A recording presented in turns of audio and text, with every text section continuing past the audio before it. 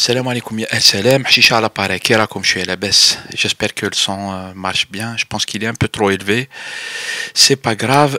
Qu'est-ce que je voulais dire? J'espère que tout le monde va bien.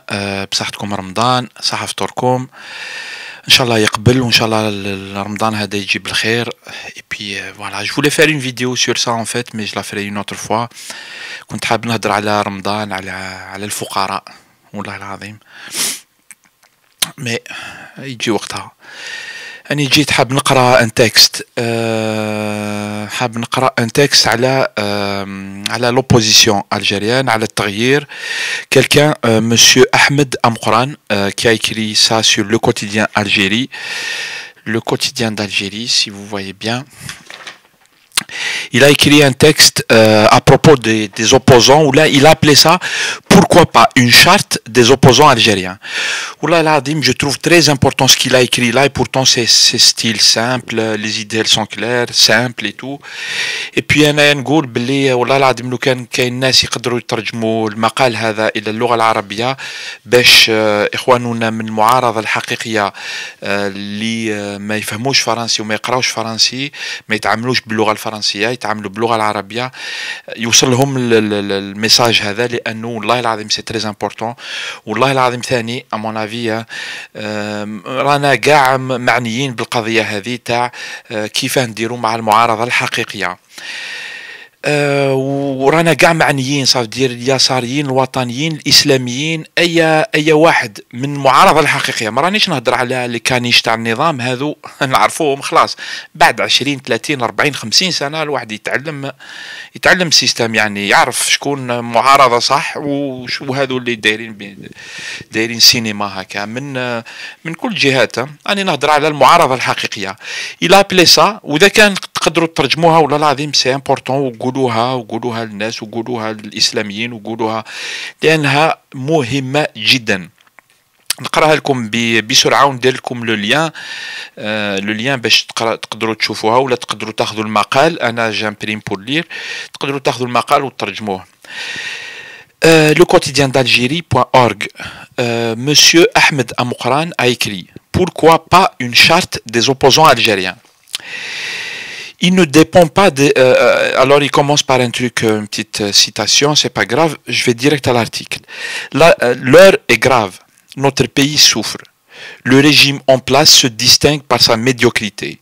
Notre économie est inexistante et reste à créer. Notre hôpital est malade, notre école est sinistrée. La situation de notre pays ne fait que s'aggraver. Notre administration est archaïque. Notre commerce se limite à un troc pétrole contre tout. Nos banques appartiennent à une autre époque. La corruption atteint des records sans précédent. L'anarchie est totale. C'est un vrai constat.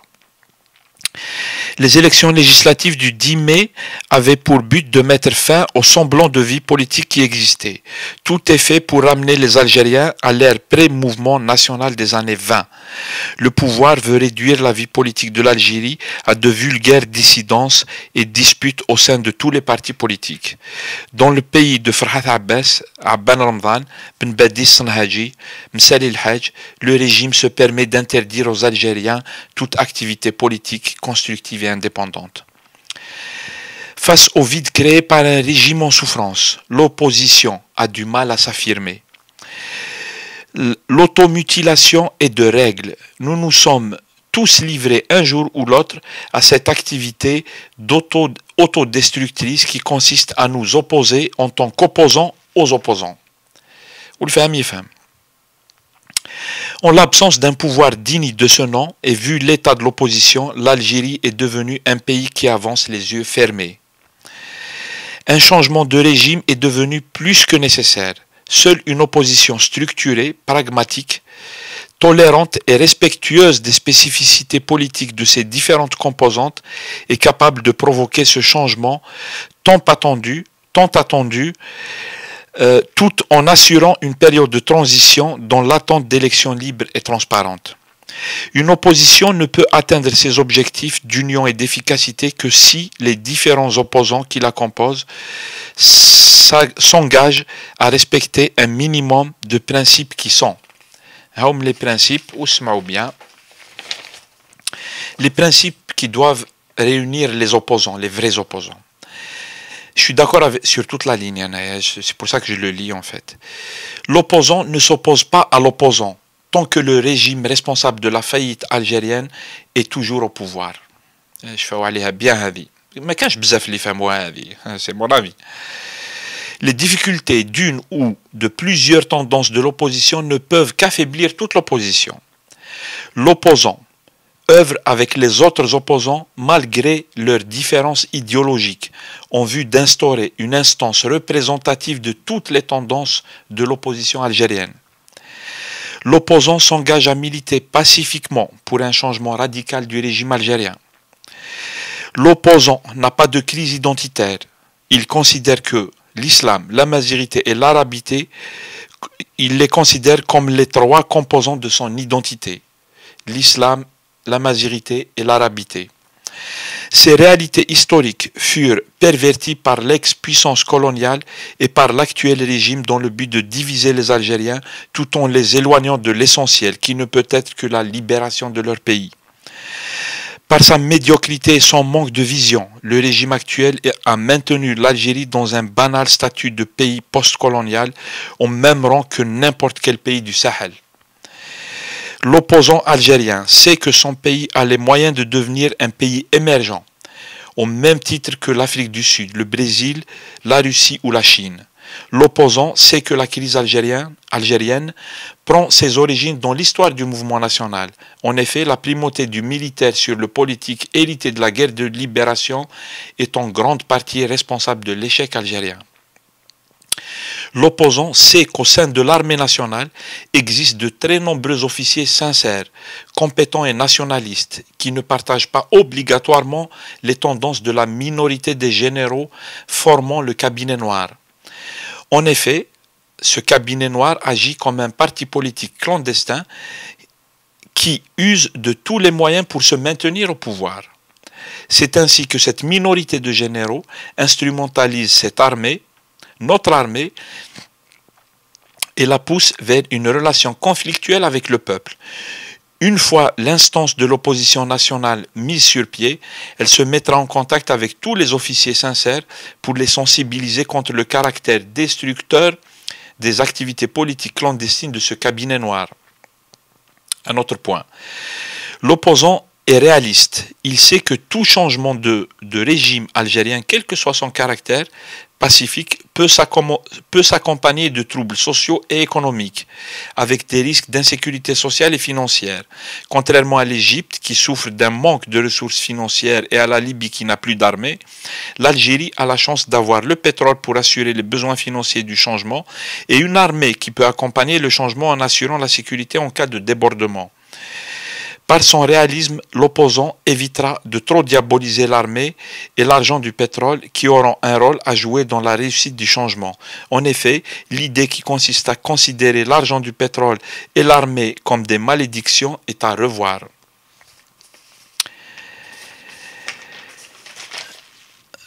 Quelle que soit sa tendance politique, l'opposant propose des idées et des projets qui font avancer toute l'opposition. L'opposant privilégie l'intérêt de l'Algérie à ses propres considérations idéologiques. L'international socialiste et l'international islamiste ou autres blocs idéologiques transfrontaliers représentent des alliances que certains courants de l'opposition nationale ont tissées ailleurs qu'en Algérie. Dans un souci de renforcement de l'opposition, n'est-il pas plus logique d'investir ses efforts en se rapprochant localement des autres tendances sans tenir compte des barrières idéologiques ? L'opposant n'a pour objectif que l'intérêt de son pays. Il n'a pas de rancune ni projet de règlement de compte contre personne, y compris ceux qui ont confisqué l'indépendance de l'Algérie.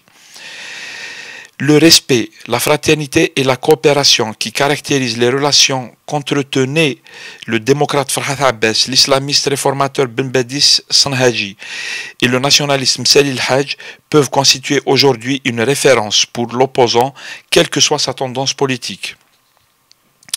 Le syndrome FLN-MNA, avec son lot de désolation, de meurtres et d'autodestruction, est le fruit justement de l'absence de respect, de fraternité et de coopération entre les opposants. L'opposant rejette les projets qui visent à instaurer un État policier et théocratique. Il milite pour un État démocratique et social, respectueux des préceptes de l'islam, conformément à l'appel du 1er novembre 1954. L'opposant doit savoir que quelle que soit la popularité de sa tendance politique, elle ne peut à elle seule renverser le régime en place ni assurer toute seule la phase de transition qui s'annonce difficile vu les dégâts provoqués par le régime actuel. L'opposant agit au sein d'une opposition aux tendances diverses selon le principe du compromis et essaye de rapprocher ses positions de celles des autres pour faciliter la cohésion et pour éviter l'éclatement de l'opposition. L'opposant n'a comme objectif que le changement de l'ordre établi depuis 1962. Il n'a pas de projet personnel ni d'ambition de carrière. L'opposant doit faire la différence entre l'État algérien et le régime algérien.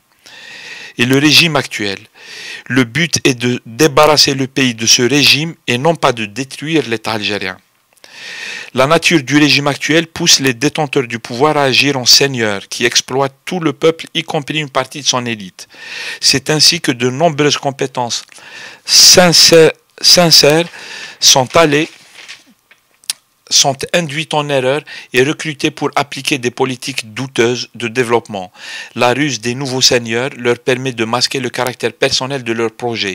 La sincérité et le nationalisme de nombreux cadres sont exploités à des fins diaboliques. L'opposant doit laisser la porte toujours ouverte à nos frères ayant servi avec sincérité au sein de l'État algérien, confisqué par les prédateurs au pouvoir.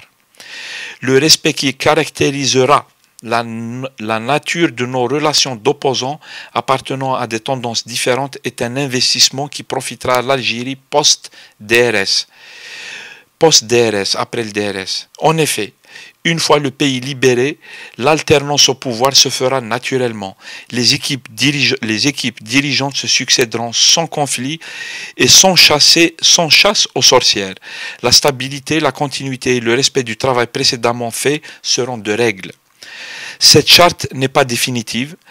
Tout opposant a le droit et le devoir de l'enrichir pour le bien du pays et de toute l'opposition. L'opposant doit savoir qu'il y a un temps d'analyse et de dissertation et un temps d'action. La situation actuelle exige le passage à l'acte pour que l'opposition devienne une action réelle et non pas un éternel débat d'intellectuels. Voilà, écrit par un Algérien sur le quotidien d'Algérie, et c'est un appel à l'opposition, nida ila al-mu'arada al-haqiqiyya, ila al-uqala, ila al-shurafa, parce que c'est vrai que voilà, il n'y a pas d'autre solution, il a tout dit, et à mon avis, c'est-à-dire si on a une opposition, beaucoup d'opposants, qui ont compris ça et qui agissent avec ça, parce qu'il y a beaucoup de discours et tout, mais les actes ne vont pas avec les discours. Donc on juge les gens sur les actes. C'est bien les discours, c'est important, la conception, mais les actes c'est هذا هو الصح. Et إذا كان فيه معارضة حقيقية إسلاميين خاصة الإسلاميين تاع الفيس l'ancien fils etc. c'est-à-dire الإسلاميين اللي النظام ما يستعملهمش، وكل معارضة الأخرى إذا ما فهموش المبادئ هذو ما زلنا ما خرجناش من حاشاكم من بيت الماء. Donc voilà, si vous pouvez traduire ça, parce que tout le monde est concerné en fait, ماشي برك les francophones ou là, tout le monde est concerné, tout le monde est concerné. على بالي وشفت كيفاه الناس les gens fuient leurs responsabilités. Quand tu les mets devant les vrais sujets, il va te chercher midi à 14h, il va te maudire, il va te créer des problèmes. Il va pas parler avec toi, il va t'éviter, il va dire Blint DRS et compagnie, parce que tu les mets devant les vrais sujets. Parce que là, même Shabab, c'est pour ça qu'ils font pas confiance à l'opposition. L'opposition doit revenir aux règles. C'est mon avis aussi. Voilà, si vous pensez autrement, vous pouvez le dire. Machi mouchkil. Salam alaikum, bsahtkoum Ramadan. Et puis à plus tard. Salam alaikum.